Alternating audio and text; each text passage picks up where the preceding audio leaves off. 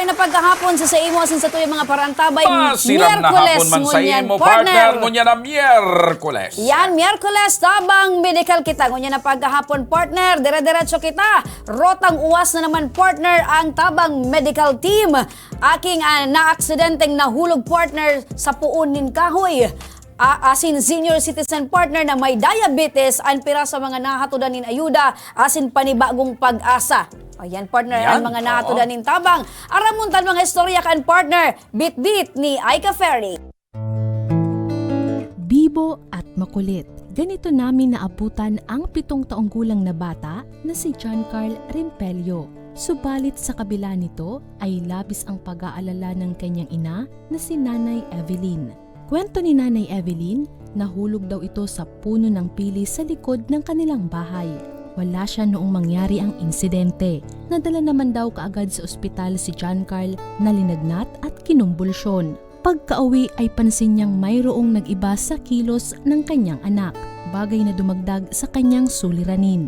Gustuhin man na maipatingin pa sa espesyalista ang anak ay aminadong kulang sa pera. Kaya naman, sa tulong ng Action Co Center ay na-schedule na ito para sa CT scan at iba pang laboratory test. Nagpapasalamat ako na ang kuanan sa akas ko ang pambakal bulong. Bukod kay John Carl, natulungan din ng 1 taong gulang na bata na si Ethan James na mayroong sakit na hika. Dahil sa kanyang sakit ay maraming gamot ang iniinom ni Ethan. Si Nanay Geraldine aminadong hirap na matustusan ang pang-araw-araw na maintenance ng kanilang anak. Kwento niya, hindi sapat ang kinikita ng kanyang asawa sa pagtatricycle. Kaya kung minsan ay naipagpapaliban ni Ethan ang pag-inom ng gamot. Sa tulong ng Action Co Center, nabigyan ng asistensya medikal si Ethan. Inabot din namin ang food packs sa pamilya. Nagpapasalamat po ako sa Ako Bicol. Paski po, dakulong po kamong natatabangan sa programa nildo. Kaya grabe pong pasalamat ako na igwang programang arog ka ini. Natulungan din ng Action Co Center ang 69 na taong gulang na si Ellie Beniza na mayroong sakit na diabetes. Isang matandang binata si Ellie. Sa tulong ng iba niyang kamag-anak ay nairaraos niya ang kanyang pang-araw-araw na pangangailangan. Sa tulong ng Action Co Center ay nahatiran siya ng asistensya medikal. Bukod dito, nakatanggap din siya ng food packs. Salamat kami sa Ako Bicol. Siya talaga nakakatabang antes ka ito pagkuyang kan parties kan Bicol. Diyan na kami nabuto.